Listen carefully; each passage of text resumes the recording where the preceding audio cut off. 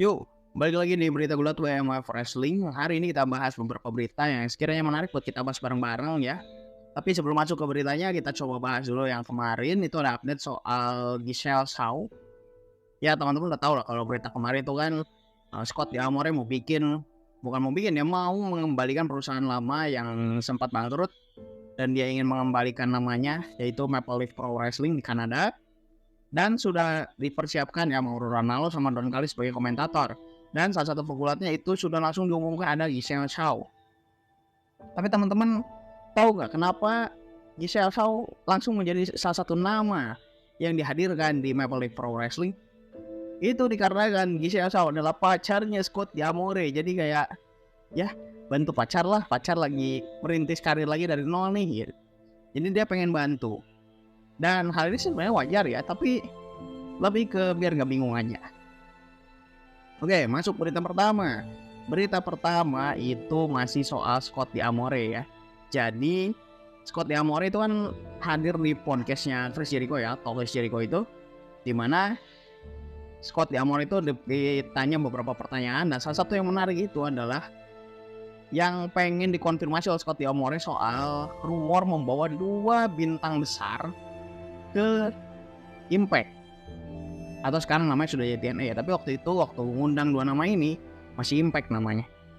Yaitu siapa? Satu, CM Punk. Benar ya, seperti yang sudah pernah diberitakan tempo hari sekitaran tahun 2023.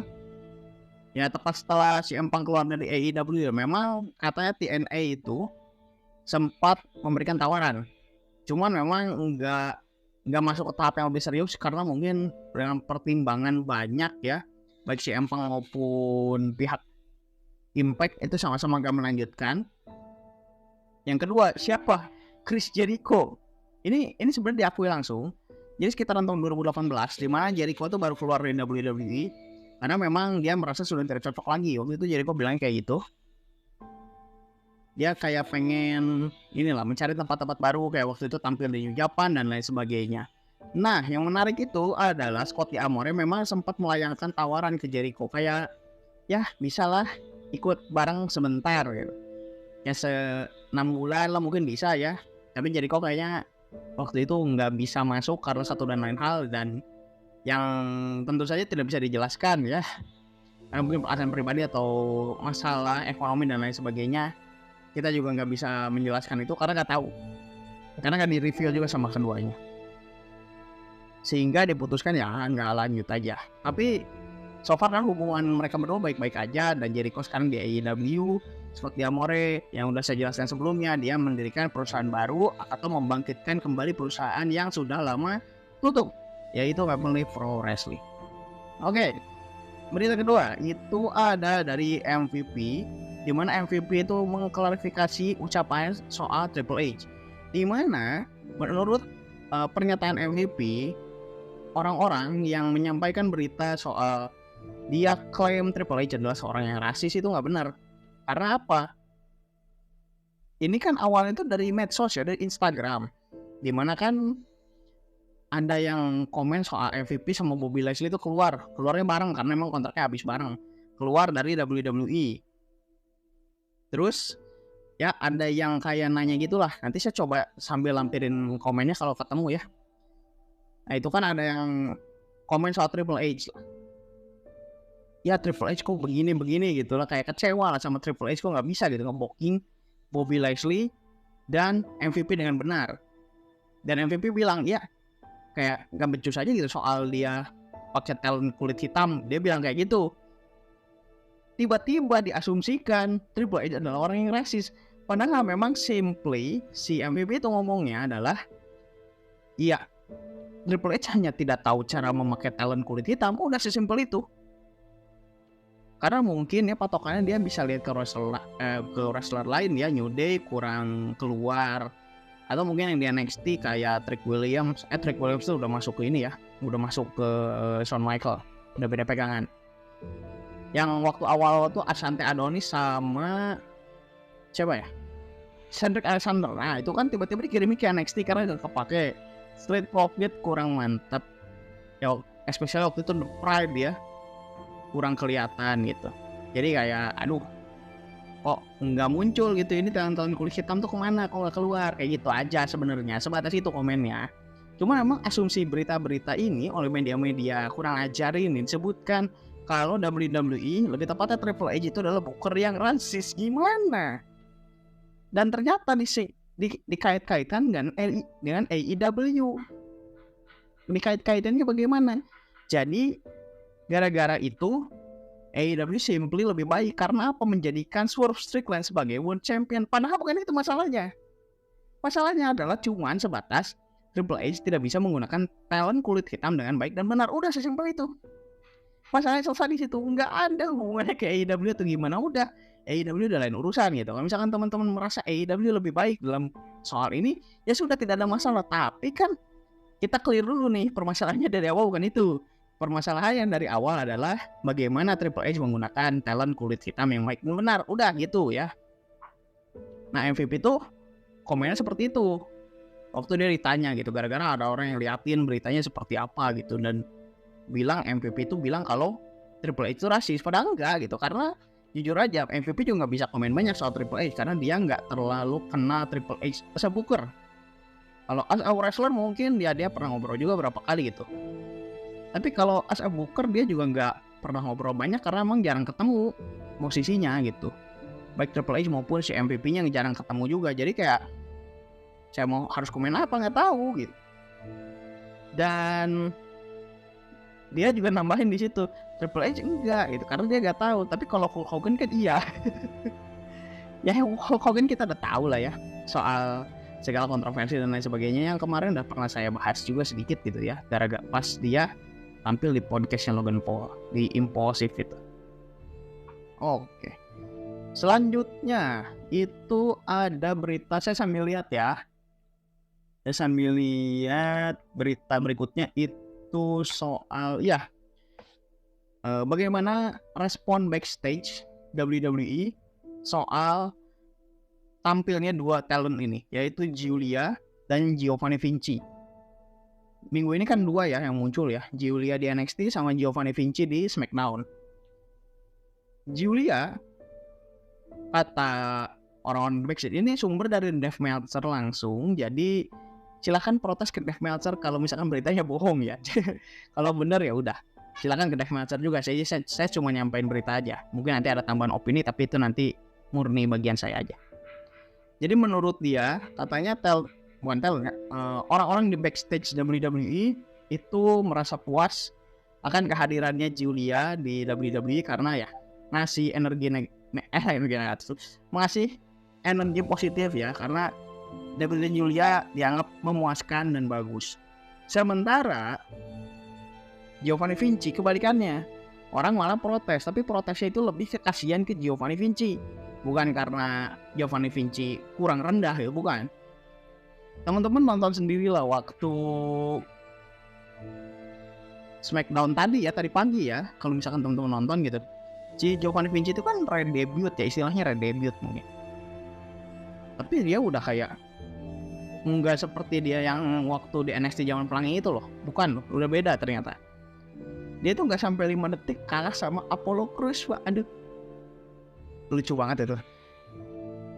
Dan orang-orang banyak yang kurang suka akan hal itu. Tapi di sini, menurut saya, soal si Giovanni Vinci ini kayaknya akan merujuk untuk mengulangi apa yang sudah terjadi pada Joe Hendry di NXT.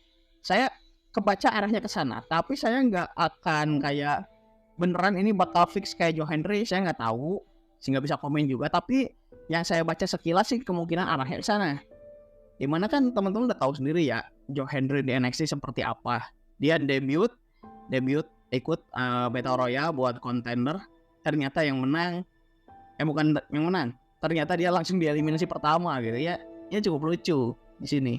Sehingga saya membacanya si Giovanni Vinci kurang lebih akan diberikan treatment yang sama gitu. Tapi soal apakah Giovanni Vinci akan over dengan penonton ke depannya saya nggak tahu ya. Kita juga harus nonton SmackDown yang akan datang karena Joe Hendry juga akan berprogres ya. Dan memang dia by default sudah bagus gitu.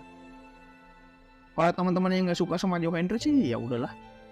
Cuma sih saya sendiri nonton Joe Hendry dari zaman masih WCPW ya, World Culture Pro Wrestling itu saya nonton waktu stable apa sih si Joe Hendry itu The Prestige kalau nggak salah. Itu saya nonton dan memang bagus Pak. Tapi memang dia masih butuh berkembang ya, masih harus banyak berkembang. Dan melihat Joe Hendry yang sekarang oke juga, udah lebih good secara karakter. Kalau secara ring skill sih emang lebih ke soal pengalaman aja. Nanti akan berjalan seiring dengan berjalannya waktu gitu, akan bertambah pengalaman dia. Cuman kalau soal karakter dan lain sebagainya, ini yang sekarang udah bagus banget, udah keren. Dia kayak tahu gimana harus melayani penonton gitu ya. Gimana dia yang dilayani sama penonton. Dia udah tahu kayak gitu, dan itu buat saya keren banget. Sehingga kalau misalkan saya terbuka aja nih, kalau misalkan ada yang bilang, "Bang, Joe Hendry mending ke NXT, mending ke WWE apa stay di TNA?" Ya kalau misalkan dia ada chance buat masuk ke WWE, ambil aja lah. Mumpung orang udah banyak yang tahu gitu loh. Mumpung orang udah banyak yang tahu, ambil aja. Lagi pula kan secara kasta kan memang WWE lebih tinggi dibandingkan TNA gitu. Jadi kayak dia step up naik ke yang lebih tinggi gitu. Dan wajar-wajar aja. Soal nanti gimana Joe Hendry sebagai pegulat NXT dan lain sebagainya itu nanti bisa dibicarakan nanti. Gitu loh. Makanya di sini kalau misalkan ada yang bilang, "Oh, jangan mending ke sini. Oh, jangan mending ke sini." Ya kalau saya sih gimana pegulatnya aja ya. Soalnya kita juga nggak bisa ngatur gini. Ini kembali pada kasus yang sudah pernah sering saya bahas. Itu waktu zaman Kazuchika Okada itu saya sering bahas banget soal ini. Dimana kalau misalkan teman-teman merasa tidak setuju dengan kepindahan Okada ke AEW, tapi tidak setuju dengan kepindahan Okada ke WWE waktu masih rumor, dikarenakan Okada itu kayak harus mulai lagi dari NXT dan lain sebagainya, terserah itu terserah gitu, kembalikan ke teman-teman. Cuman gini, saya ingin menekankan ke teman-teman bahwa kalau apapun yang terjadi, ya support aja. Kalau soal bagus atau jeleknya atau tidak sesuai dengan keinginan kita, ya udah, kata saya juga ketawain aja.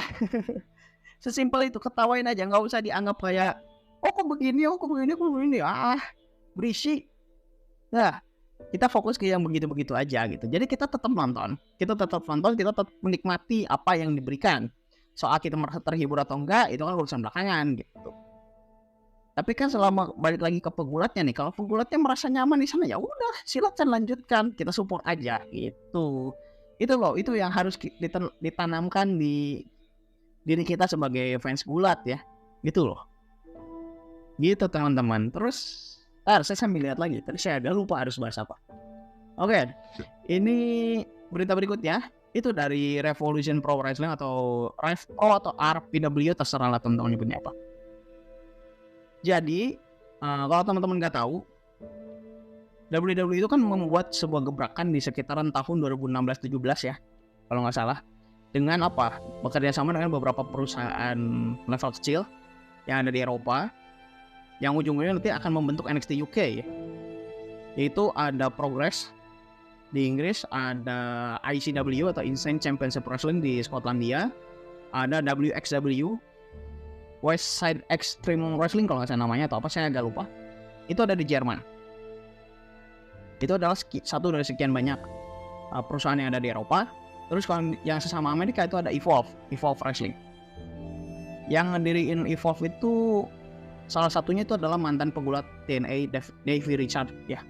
Teman-teman tahu lah kalau The Wolf itu kayak gimana ya, itu ada salah satunya ada Davey Richards. Nah di sini salah satu yang seperti ajak itu adalah Revolution Pro Wrestling atau Rev Pro. Tapi si owner Rev Pro yaitu siapa namanya? Ini saya akan lupa. Saya sambil lihat. Andy Quildan. Nah Andy Quildan itu diwawancara sama Wrestling Observer Newsletter. Dia ditanya soal peluang seperti ini. Dia jawabnya, dia nggak mau ngambil. Kenapa dia nggak mau ngambil? Jadi ada alasannya, di mana waktu itu tawarannya yang masuk dari WWE ke dia itu adalah dia meminjamkan media library-nya. Jadi kayak seluruh pertandingan gulat yang ada di Rev Pro itu nanti bisa ditayangkan di WWE Network. untuk jangka waktu tertentu, 3 tahun, 5 tahun dan lain sebagainya ya. Itu nanti dikembalikan ke kerjasamanya seperti apa. Tapi yang dia tidak suka adalah setelah itu ada klausul untuk pembelian. Bahkan ini bukan klausul lagi, obligasi sih. Jadi kayak kewajiban gitu. Jadi peminjaman dengan kewajiban untuk membeli. Ini mungkin teman-teman familiar kalau yang nonton bola ya, kalau ngikutin bola gitu, transfer dan lain sebagainya itu pasti familiar dengan istilah itu. Jadi ujung-ujungnya WWE itu ingin membeli Rev Pro. Kata dia. Itu yang dia nggak suka sehingga dia memutuskan untuk nggak ngambil itu. Makanya waktu 2016-2017 WWE itu melarang talent-talentnya yang dikontrak untuk NXT UK untuk tampil di Rev Pro. Tapi kalau di Progress, di ICW, di WXW itu masih boleh. Sehingga di sini kayak, aduh, kok ada beberapa orang waktu itu komen kayak, kok WWE mengkotak-kotakan pemainnya seperti itu sih, dan lain sebagainya. Nah ternyata ini jawabannya guys, karena waktu itu Rev Pro juga sempat diajak tapi nggak mau gitu. Ya tapi sih kalau itu kan kembali ke kebijakan bisnis masing-masing ya. Toh sekarang intinya gimana? Gak sedikit kok pegulat-pegulatnya Rev Pro yang ternyata mentok di situ-situ aja gitu. Cuma stay di Rev Pro. Bahkan ada beberapa yang mulai dicomot sama AEW kalau misalkan teman-teman gak yakin. Salah satunya itu adalah Michael Oku. Michael Oku itu adalah British Heavyweight British Heavyweight Champion di Rev Pro. Karena Michael Oku itu sekitaran 2-3 tahun kebelakang itu cukup berkembang ya di Inggris dan diincar oleh beberapa perusahaan. Tapi yang di Amerika, tapi bukan WWE. Saya bisa pastikan bukan WWE karena memang WWE nggak ngincar waktu itu. Salah satunya adalah yang sekarang ngincar adalah AEW. Pertanyaannya, kemungkinan besar Michael Oku akan ngambil ke sana. Kalau misalkan benar sudah ditawari dan benar pindah. Pertanyaannya nanti Michael Oku bakal gimana? Apakah akan seperti talent yang udah seminggu 2 minggu tampil dan itu hilang? Nggak tahu, saya juga nggak bisa komen. Cuman ini kan lama-lama kayak mengkhawatirkan ya. Nanti kita akan bahas ini di topik terpisah karena ini menarik buat diobrolkan. Mungkin besok akan saya bahas soal ini, jadi nggak ada berita gitu. Atau mungkin enggak deng, hari Senin aja. Hari Senin atau hari Selasa ya, nanti saya bikin. Karena hari Minggu review All Out gitu. Karena All Out besok dia tayang ya, besok pagi. Silakan yang mau cari jalur ninja, silakan cari. Karena yang resmi AEW nggak ada. Fit nggak ada, Dazan nggak ada ya, DAZN nggak ada kan. Terus di yang lain-lain juga belum ketemu pak. Di mana coba? Nanti tolong tulis di komen ya kalau ketemu. Berita terakhir. Cody Rhodes, WWE dan Fanatics, sebuah perusahaan merchandise yang menangani WWE Shop, dituntut ke pengadilan karena trademark infringement atau pelanggaran hak dagang oleh seorang musisi bernama Wesley A. Salt kalau namanya. Atau kalau teman-teman cari itu namanya Cold Cave ya, boleh cari di internet. Jadi kenapa dituntut? Karena menurut Wesley, ya kita sebutnya Wesley kedepannya atau Cold Cave ya. Menurut dia, WWE dan Fanatics itu melanggar perjanjian yang sudah ia jalankan bersama Cody Rhodes untuk merchandise dan lain sebagainya. Menurut dia, jadi kan yang dituntut bagian apa pak? Dituntut itu adalah bagian yang American Nightmare. Itu katanya yang jadi fokus tuntutannya soal si penggunaan nama American Nightmare ini, karena American Nightmare itu sebenarnya sudah pernah digunakan sama dia di tahun 90-an, 94, 95 kalau nggak salah. Nanti coba teman-teman cari aja. Itu sampai ke awal 2000-an. Terus berganti nama karena masalah copyright. Masalah copyright ribut dengan band lain yang menggunakan nama yang sama sehingga akhirnya ganti. Tapi di 2010-an itu kembali lagi pakai nama American Nightmare sampai sekarang. Nah di sini posisinya adalah si Wesley A. Salt ini dia menuntut Cody Rhodes, WWE dan Fanatics atas pelanggaran hak dagang. Di mana posisinya adalah, jadi sebenarnya si Cody Rhodes itu sudah sepakat dengan Wesley Esholt untuk menggunakan nama American Nightmare. Tapi salah satu persyaratan yang diminta oleh si Wesley adalah penggunaan nama Cody atau Cody Rhodes itu harus 75% lebih besar daripada nama American Nightmare-nya. Jadi American Nightmare itu nggak boleh terlalu gede gitu. Jadi kalau misalkan Anda satu gambar gitu, nah 75% lebih besar. Jadi Anda misalkan ukurannya 1, si American Nightmare, nah tulisan nama Cody Rhodes-nya itu harus 1,75 ya, kayak gitulah. Sesederhana itu. Dan ternyata ini sebenarnya kan 2016 sampai 2019 saja. Dan tidak diperpanjang waktu itu, tapi ketika 2021 diperpanjang lagi. Posisi waktu itu Cody Rhodes sudah memiliki nama Cody Rhodes dan dia sudah di AEW waktu itu posisinya, sehingga disepakati dan boleh menggunakan itu. Tapi ternyata ketika masuk ke WWE, semua trademarknya ini diterabas, jadi sehingga tidak ada tuh aturan-aturan spesifik seperti tadi. Bahkan kayak menurut si Wesley, ada beberapa desain baju itu yang menyerupai si merchandise American Nightmare untuk band dia katanya. Jadi ini menurut dia tuh kayak wah gak banget nih. Sehingga ada beberapa fans American Nightmare menurut dia yang ujung-ujungnya malah membeli merchandise WWE Cody Rhodes. Wah ini kok kayak gini gitu. Sehingga dia tuh kayak, wah ini gak bisa dibiarin nih. Makanya dia menuntut lah ke pengadilan. Kita gak tahu sih progresnya seperti apa. Cuman tuntutannya dia adalah ganti rugi 150.000 US dollar. Bahkan bisa sampai ke 300.000 US dollar. Ya ini sih nanti disepakati aja endingnya seperti apa sih, karena kita juga gak tahu. Tapi yang jelas salah satu dia sudah mengeluarkan respon di Twitter. Intinya adalah saya nggak bisa nge-show si tweetnya, tapi teman-teman nanti boleh klik linknya, nanti saya akan share linknya. Jadi intinya ya, ini nama punya gue sudah melisensikan nama itu, dan mereka sebenarnya sudah sepakat untuk soal pembagian dan lain sebagainya, tapi mereka melanggar itu. Ya gitulah intinya. Karena apa? Dia ternyata diancam sama fans-fans WWE soal ini, sehingga ya dia juga kayaknya harus speak up gitu soal itu. Ya kita nggak tahu lah endingnya seperti apa, mudah-mudahan ada kejelasan aja, karena ya lama-lama soal-soal seperti ini tuh ribet gitu. Kita nggak tahu mana yang emang beneran nyari uang apa, atau mana yang emang pengen semuanya cepat jelas gitu. Entah karena dimonopoli dan lain sebagainya gitu. Karena ada beberapa kasus yang seperti ini yang ternyata si orang yang menuntut itu cuma pengen duitnya aja. Salah satunya siapa? Salah satunya itu adalah orang yang menuntut penggunaan tato Randy Orton. Karena ada gambar yang menurut dia, ini gambar cuma saya yang punya gitu, dan sudah saya patenkan. Ternyata dia ngincer uangnya doang.